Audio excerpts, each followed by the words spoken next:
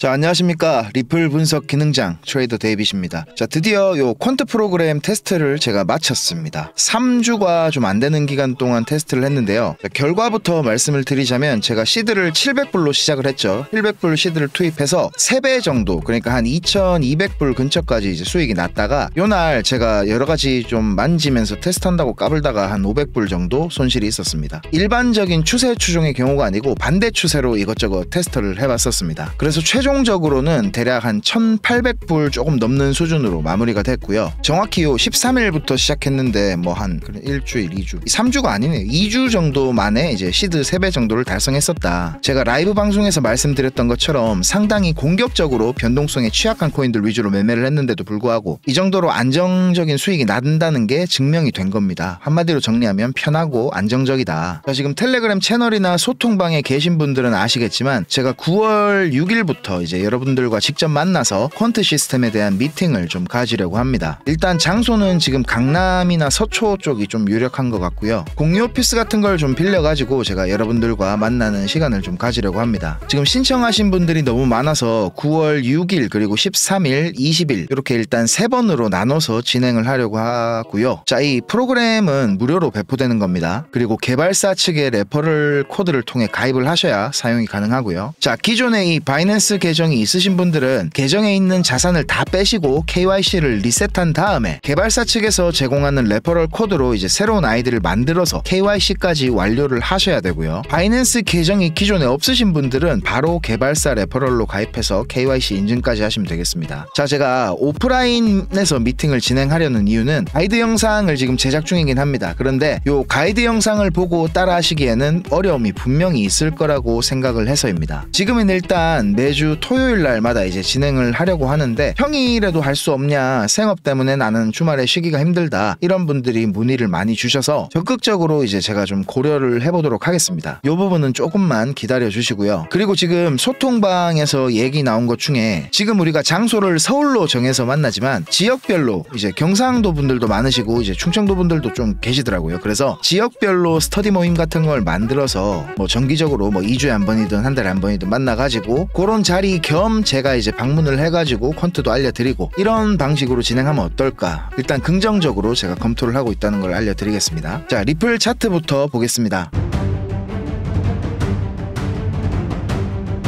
제가 생각하기엔 한 5,000원 근처까지 갈 것 같아요. 거기서 이제 크게 조정이 좀 올 것 같다. 여기서 뭐 한락하지 마세요. 지금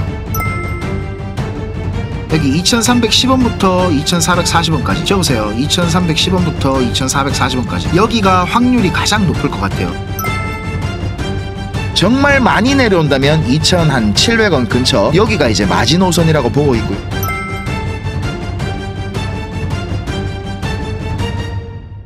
자, 제가 요새 퀀트 때문에 장소 섭외하랴 뭐 개발사 미팅 가랴 이것저것 신경 쓸 게 많아가지고 지금 거의 리플 영상을 일주일 만에 올리는 거네요. 자, 다음 주부터는 조금 더 부지런하게 제가 영상 올릴 수 있게 해보겠습니다. 자, 일단 지금 리플 결론적으로 저는 이 라인까지는 떨어진다고 보고 있습니다. 관점 변한 거 없고요. 대략 이 구간이 원화로 하면 2,000원 초중반 가격이 되지 않을까 그렇게 보고 있고요. 자, 이미 리플 요 ABC 관점에 대해서는 여러 번 설명을 해드렸으니까 궁금하신 분들은 이전 영상에서 확인하실 수 있습니다. 일단 요 사이 구간에서 이제 단기적인 움직임은 말씀드렸던 것처럼 너무 많은 경우의 수가 열려있는 상황이다 보니까 대충 큰 그림에서 이제 지지 나오고 저항 나오고 이런 구간을 잡아놓고 요 사이에서 일어나는 세부적인 움직임에 대해서 제가 스트레스를 받지 않으려고 하는데요. 자, 지금 보면 여기 전고점 매물대 라인 있죠. 요 라인에서 계속 이렇게 저항이 나오고 있는 걸 볼 수가 있습니다. 자, 여기서 조금만 더 내려온다면 여기 제가 박스 그려드린 구간 있죠. 여기나 아니면 요 채널 하단 라인 이쯤에서는 반등이 한번 나올 수 있다고 보고요. 최대 올라왔을 때 여기 매물대 라인이죠. 요 라인까지 반등이 왔다가 내려갈 수도 있다, 요렇게도 보고 있습니다. 자, 여기서 뭐 어떻게 움직이든 우야든지 여기까지 내려갈 거다라는 게 제 관점이고요. 자, 지금 비트코인 차트도 마찬가지인데요. 제가 텔레그램 채널에 공유해드린 것처럼 하모닉 패턴 중에 요 샤크 패턴이라고 있어요. 요게 출현할 가능성이 지금 있습니다. 대략 PRG 이제 가격 반전이 예상되는 구간이 10만 불 언저리가 될 것 같은데, 비트코인 경우에도 보면 작년 말부터 올해 초까지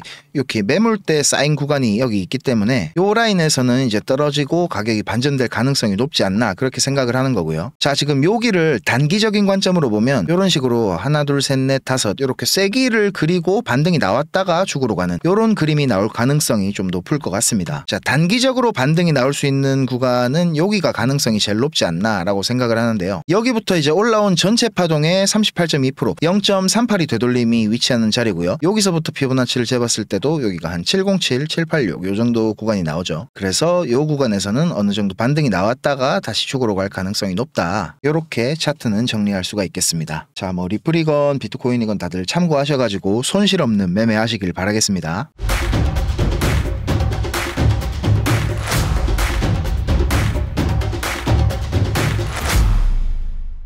자, 지난주인가요? 잭슨홀에서 파월의 인터뷰 전후로 이제 많은 전문가들이 금리 인하와 이제 관세에 대한 의견들을 내놨는데요. 그 중에서 이 짐 비앙코라는 사람은 파월의 금리 인하가 실수다 이렇게 말하기까지 했습니다. 자, 그런데 제 생각에는 이거는 뭐 맞다 틀리다의 영역이 아닙니다. 트럼프의 관세 정책에는 크게 이제 두 가지 입장이 있습니다. 경제학자들은 대부분 우려를 하는 입장이거든요. PPI나 CPI 발표가 안 좋게 나오면 인플레이션이 악화되고 금리 인하 속도나 여력도 축소가 됩니다. 자, 이렇게 된다면 흔히 이제 리세션이라 그러죠. 경기 침체에 대한 우려가 높아지니까 경제학자들은 걱정을 하는 건데요. 하지만 이거를 정치적인 관점에서의 해결법을 트럼프는 알고 있습니다. PPI 수치가 안 좋으면 기업들을 압박해서 CPI 수치로 전염되는 것을 막아버리는 거죠. 이럴 경우에는 이제 경제학자들의 우려대로 흘러가는 그림이 만들어지는 건데 실제로 이제 올해 중반 정도까지는 이런 그림대로 흘러가고 있었죠. 자, 그런데 지금은 좀 달라졌어요. CPI가 PPI에 의해서 전염되기 시작을 했죠. 그리고 이제 고용 악화와 관세로 인한 소비 축소가 우려되는 상황인데 당연히 이제 수요가 축소되니까 가격 상승폭에도 제한이 걸리고 연준은 이제 인플레이션에서 고용 쪽으로 시선을 옮기고 있습니다. 자, 그러면서 9월 금리 인하가 지금 확실시되고 있는 상황인데요. 자, 한번 생각해 보세요. 지금 이 그림이 경제학자들의 우려와 상황이 많이 다릅니다. 그죠? 자, 그렇다고 경제학자들의 이런 우려가 틀린 것이냐? 틀린 거는 아닙니다. 혹시 이 정적 분석과 동적 분석 요거에 대해서 들어보신 분 계신가요? 자, 이게 그 개발 쪽에서 많이 쓰는 말인데 동적 분석이라는 것은 코드를 실행해 놓은 상태에서 이제 실행을 하면서 오류를 잡아가는 것이고 정적 분석이라는 건 말 그대로 실행 없이 멈춰 놓고 그냥 분석을 하는 겁니다. 자, 연준에 있는 경제학자들은 상황을 체계적으로 분석하기 위해서 단편화를 시키고 정지를 시켜서 이제 분석을 하기 때문에 경제를 움직이는 주체들의 상황이 바뀌는 것 이런 것들을 고려하는 것에는 어려움이 따릅니다. 경제학자들의 시각에서는 통화 정책을 조절하고 이제 세금이나 보조금을 축소시키는 것 그리고 관세를 원래대로 되돌리는 것 이런 것들에 대한 정론을 벗어나기가 쉽지 않다는 말입니다. 자, 트럼프 정부가 아마존이나 월마트를 압박해서 PPI가 CPI로 전염되는 걸 막는 거 이런 거는 경제학자들이 배운 교과서에는 없는 겁니다. 말 그대로 지금 트럼프와 베센트는 동적 분석을 통한 디버깅을 하고 있다는 말이죠. 연준에 앉아있는 안경제비들의 경제 분석은 제도와 시장 조절의 메커니즘을 유지하는 큰 틀 안에서만 움직이기 때문에 이거를 이제 넘어선다는 것은 플레이어들의 이기적인 욕망과 그리고 이해관계를 전략적으로 조절하는 그런 정치의 영역으로 접어드는 겁니다. 그래서 이제 연준과 싱크탱크에서는 경제학자들이 미국 행정부에서는 이제 정치인들이 각자의 위치에서 자신의 입장을 대변하는 것이 자연스럽다는 겁니다. 자, 우리 투자자들 입장도 마찬가지입니다.